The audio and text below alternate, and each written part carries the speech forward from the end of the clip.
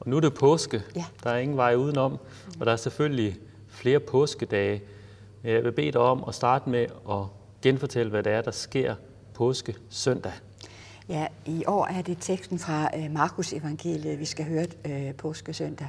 Og der fortælles, at 3 af de kvinder, som har fulgtes med Jesus, er kommet ud til graven for at salve ham. Og de opdager så, at han ikke er det. I første omgang opdager de en ung mand i hvide klæder, der sidder der, hvor Jesu legeme havde ligget.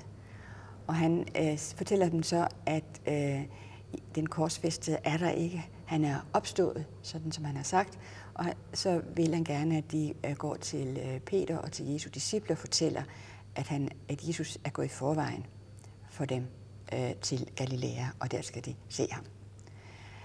Kvinderne bliver forfærdede, og de flygter væk fra graven ude af sig selv, og de er meget angste. Og der slutter det. Og så har du fortalt mig på forhånd, at du i din prædiken påskesøndag vil tage udgangspunkt i nogle ord, som Jesus han siger på korset langfredag. Hvad er det for nogle ord?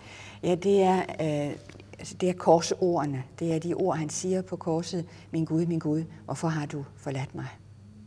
Det er de ord, jeg vil tage udgangspunkt i. Og dem siger han altså, mens han hænger på korset, ja, lige inden han skal dø? Lige inden han dør, ja. Og hvad vil du bruge dem til påskesøndag? Ja. Det er jo en glædens dag. Ja, det er det. Jeg vil spørge, hvilken trøst er der for os i at have hørt Jesu korseord om hans gudsforladthed, eller følelse af gudsforladthed, og hvilken trøst er der i at høre om nogle bange kvinder, der flygter væk fra graven. Og når du selv stiller spørgsmål, ja, hvilken trøst er der i det? Ja, jeg vil sige, der er den trøst i det, at vi her får udtrykt nogle grundmenneskelige følelser, nemlig følelse af tomhed, forladthed og meningsløshed og angst. Noget, som de allerfleste af os på et eller andet tidspunkt i vores tilværelse vil opleve. Men det er der jo ikke meget trøst i, hvis man lige hører det. Nej, det er der ikke, men alligevel er det kan man sige, godt at se, at vi ikke er alene om de følelser. Men trøst, kan man så sige, det opfatter vi tit som, at vi må sige noget for at bringe et andet menneske ud af en eller anden situation, de er i. Hvis vi nu tager en, der har mistet sin mand, ja, det er jo typisk mændene, der dør først efter 20-30 års ægteskab, ja, så møder jeg hende og kommer på besøg og får en kop kaffe, og så vil jeg gerne trøste hende. Hvad skal jeg sige til hende? Ja, du skal i hvert fald ikke sige til hende, at hun skal se og komme hjemmefra og gøre et eller andet for sig selv, eller bringe hende et andet sted hen, end der, hvor hun er. Du skal blive ved hende og være til stede i den situation, hun er i. Du skal lade hende udtrykke sig, hvis hun vil. Og hvordan gør jeg det? Altså, hvad skal jeg ikke få hende til at se lidt lysere på tilværelsen? Nej, det vil ikke være nogen god idé, fordi så forlader du hende. Fordi det er lige præcis det, hun ikke kan, og det er det, der er hendes problem. Og måske har hun hørt flere sige, at nu må du se at komme videre, eller nu må du se at komme ud. Og det er lige præcis det, hun ikke kan. Så det skal du ikke, vil jeg sige. Så hvad skal jeg sige til hende i stedet for? Ja, nogle gange er der ikke så meget at sige.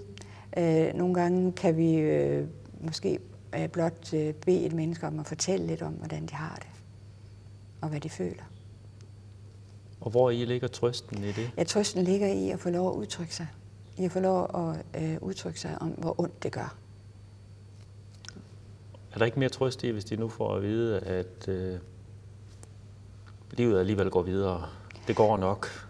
Nej, det vil jeg mene, at det kan det måske godt være i nogle situationer, men ofte er det ikke det, der skal til, fordi som jeg sagde før, så forlader man på en måde et menneske i den følelse af trøstesløshed og magtesløshed og meningsløshed, som man kan opleve, når man er i dyb sorg. Og hvis vi så springer tilbage til Jesu ord på korset, hvor han så siger, min Gud, hvorfor har du forladt mig? Hvad skulle vi så have svaret ham, hvis vi stod ved siden af korset der? Jeg tror ikke, vi skulle have sagt, jamen det har han ikke. Jeg tror, at vi skulle have vist vores medfølelse med ham. Så der er en parallel mellem de to, altså enken i dag og så Jesus på korset for 2000 år siden? Ja, det på den måde, at det er medfølelsen, der er afgørende.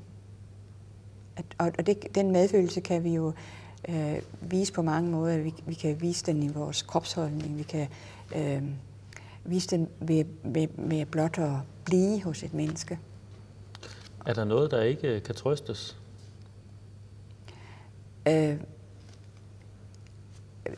Det må du hellere spørge. Hvad mener du med, om der er noget, der ikke kan? Jeg sidder stadigvæk med en følelse af, at det, du beskriver med at være til stede og ligesom anerkende,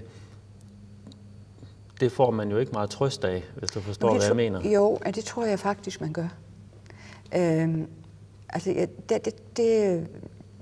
Jeg tror, altså der findes sådan fortællinger om nogen, som har været hos sørgende, og som selv har følt, at de gjorde jo ingenting, og de var helt magtesløse. Men så kan de senere hen få at vide af den, der blev den sørgende, at det var der meget trøst i, at du bare var der, at du kom. Fordi ofte så kan man godt flygte væk fra nogen, der sørger. Altså man vil jo gerne have, at deres situation er anderledes i hvert fald, end den er. Jamen det kan vi jo ikke gøre. Altså vi kan jo ikke lave det om, det der er sket. Men vi kunne få dem til at tænke på noget andet? Jamen det tror jeg, det skal komme fra dem selv. Det er ikke os, der skal få dem til at tænke på noget andet. Påsken? Ja. Har jeg stadigvæk en fornemmelse af, at det er noget glædeligt også? Ja. Hvordan kommer den så ind i denne her snak om, min Gud, hvorfor har du forladt mig, som du vil tage udgangspunkt i din prædiken? Ja, altså jeg tror, at vi kan opleve en form for, hvis man nu skal bruge ordet opstandelse, så kan man opleve en form for opstandelse i det øjeblik, vi oplever at genvinde noget livsmod. Altså hvis vi nu tager situationen med den sørgende, der er helt nede på bunden af sin fortvivlelse, så vil man nogle gange kunne opleve, at dernede, der vender det. Der sker der noget. Der kommer noget livsmod tilbage.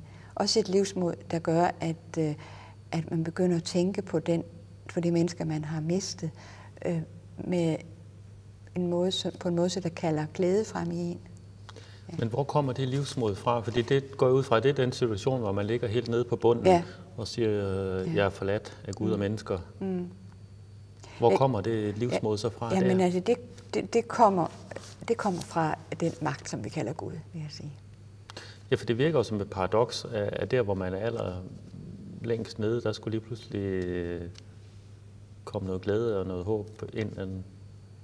Ja, men det kan jeg heller ikke sige, at det altid sker. Men jeg tror alligevel, jeg synes, det er erfaret, at det er sådan, altså, at det sker. Ikke så sjældent endda. Har du oplevet det i dit eget liv også, det her med, at opstandelse kan være noget, der sker i det her liv? Ja, det har jeg. På hvilken måde? Ja. Altså det er vel noget med, hvis jeg har været fortvivlet over et eller andet, så pludselig så vender der et eller andet glæde. Kommer der en glæde alligevel på trods. Er det noget, du kan tænke dig til? Eller? Nej. Det er noget, der sker. Og hvor kommer det fra? Jamen det vil jeg jo tolke som, at det kommer fra en magt uden for mig selv. Så det er noget uforklarligt på en eller anden måde? Ja, det er det. Ja. Det er det. Så du kan spejle dig i opstandelsesberetningen? Det kan jeg, ja. Men den opstandelsesberetning, du fortalte, det er jo også beretningen om, hvordan kvinderne kommer til graven, og så er den tom. Ja. Og så er han opstået på en eller anden måde. Ja. Hvor meget spiller det ind, det med Jesu opstandelse i den henseende? Altså, han var død, og så bliver han levende igen.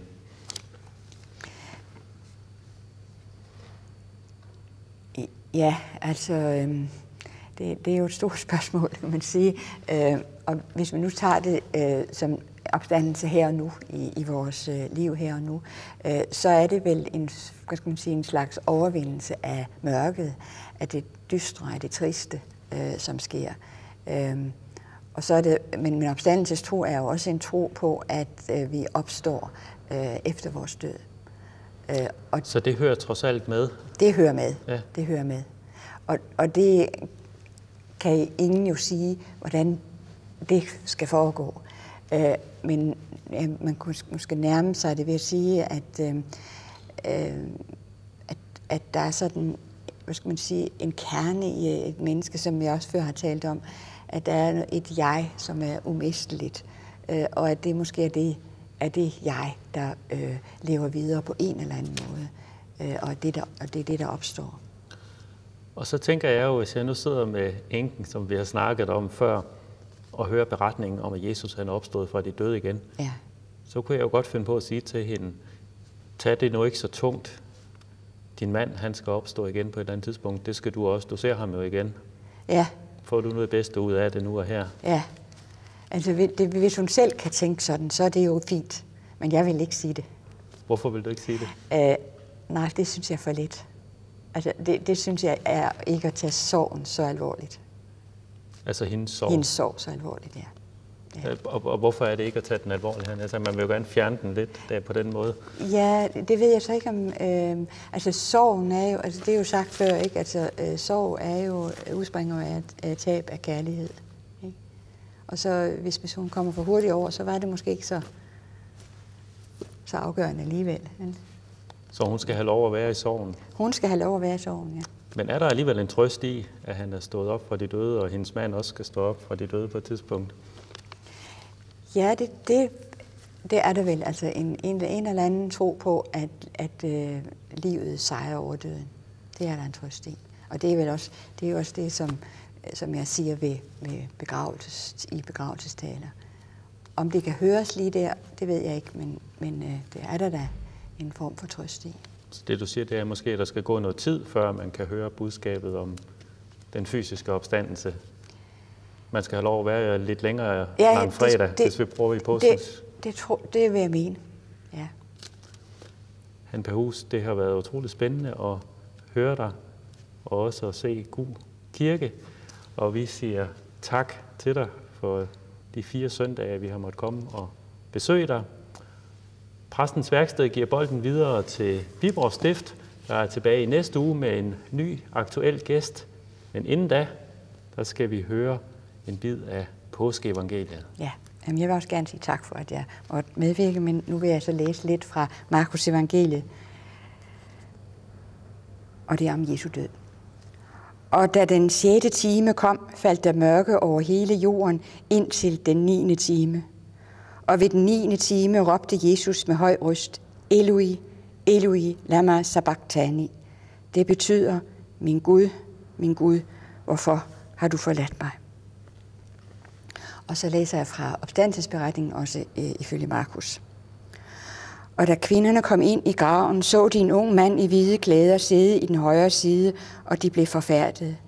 Men han sagde til dem, vær ikke forfærdede. I søger efter Jesus fra Nazaret, den korsfæstede. Han er opstået. Han er ikke her. Se, der er stedet, hvor de lagde ham. Men gå hen og sig til hans disciple og til Peter, at han går i forvejen for jer til Galilea. Der skal I se ham, som han har sagt jer det. Og de gik ud og flygtede fra graven, for de var rystede og ude af sig selv. Og de sagde ikke noget til nogen, for de var bange.